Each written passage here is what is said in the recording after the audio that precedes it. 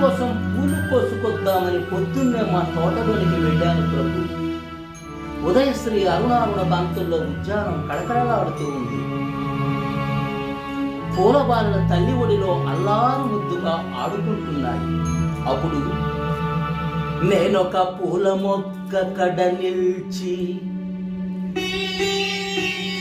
చివాలున కొమ్మ వంచి బోరానెడునంతలోన విరులన్నీయు జాలిగా నోళ్ళు విప్పి మా ప్రాణము తీతువా ఎనుచు బావురుమన్నవి కృంగిపోతూ నా మానసమందదో తళుకుమన్నది పుష్ప విలాప కావ్యమై